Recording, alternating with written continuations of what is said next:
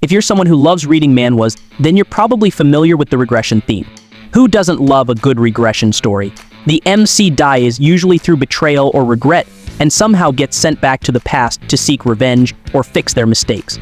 But let's be honest, most of these stories feel pretty similar, right? Almost.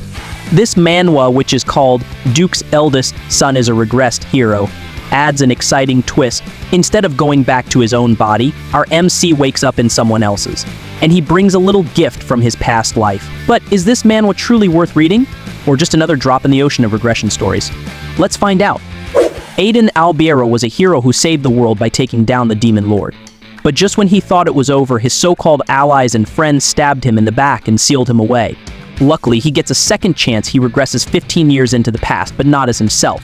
Now, he's in the body of Aiden Reams, the eldest son of a duke. And here's the kicker, the Demon Lord he defeated. Yeah, that guy is now bound to his soul. At first, he thought his memories as Albier was just a dream.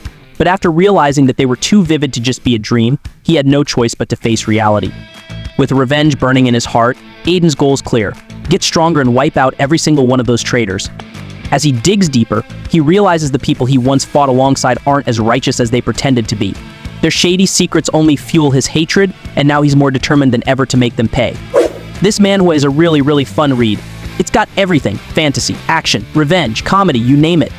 After reading the summary, I thought the only thing that would set this one apart from other regression manhwas was the Demon Lord being bound to Aiden's soul. But man, I couldn't have been more wrong. Aiden's betrayal and regression into the Duke's eldest son's body really gave me absolute Necromancer vibes. If you've read that one, you know what I mean. The whole thing feels similar, and thank God it's not a harem. Before I started reading, I was 200% sure it would be one. But no harem nonsense here, and I don't think it's headed that way either. Maybe authors are finally learning that not every manhwa needs to revolve around a harem, well, most of them, at least. The pacing of this manhwa feels just right. It doesn't rush through important moments, but it also doesn't drag unnecessarily. Each chapter strikes a good balance between action, exposition, and character interactions.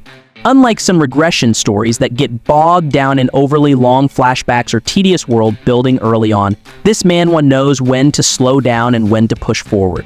What I really appreciate is that the plot doesn't stall. There's always something happening, whether it's a fight scene, character development, or a revelation that deepens the story. Plus, it avoids the typical slow burn trap by throwing the MC into action fairly quickly. The pacing keeps you hooked without feeling overwhelming or rushed. Overall, it's one of the strengths of this manhwa. The characters in this manhwa follow the typical regression manhwa pattern.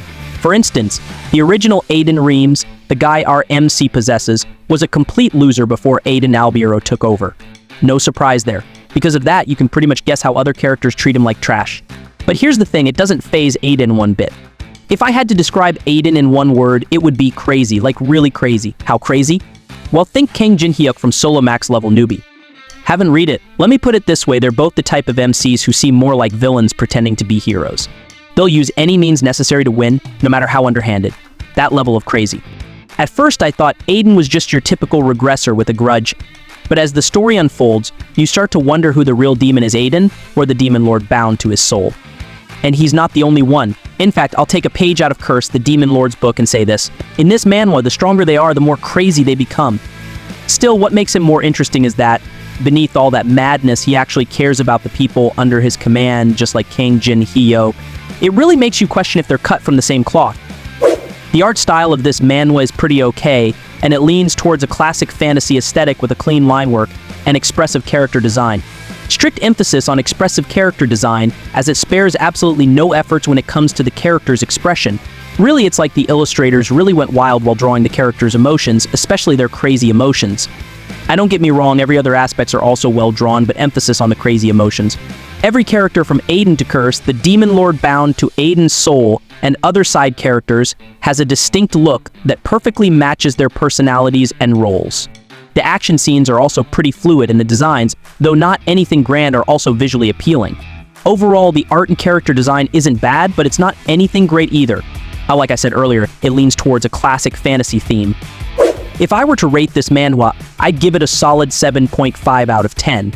While it follows familiar regression tropes, the unique twist with Curse, the Demon Lord bound to Aiden's soul really makes it stand out. Watching their interactions is one of the most entertaining parts of the story.